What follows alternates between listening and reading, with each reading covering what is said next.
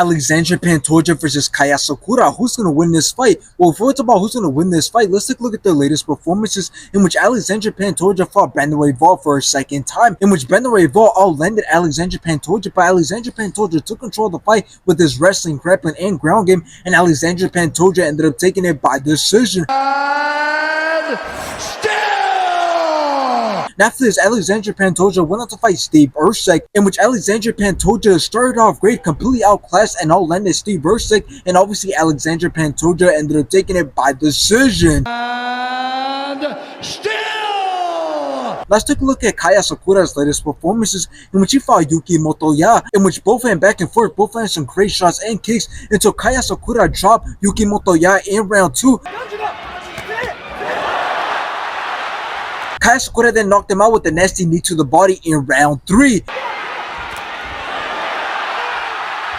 After this, Asakura went on to fight Juan Archuleta, in which Juan Archuleta dropped Asakura in round 1. But then Asakura brought it back, dropped and put a lot of punishment on Juan Archuleta, and the rest ended up and stopped the fight in round 2.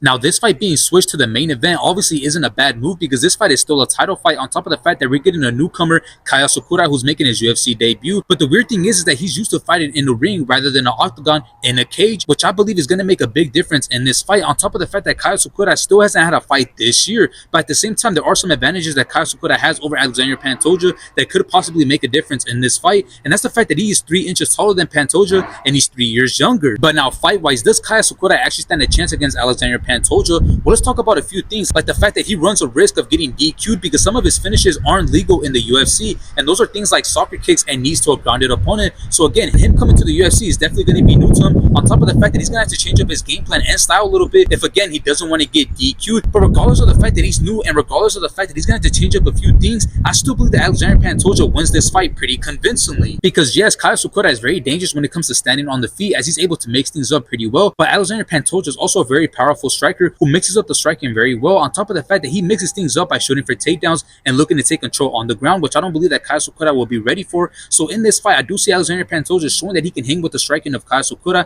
and showing that his wrestling and grappling is going to be way too much for Asakura. So I got Alexandre Pantoja winning this fight.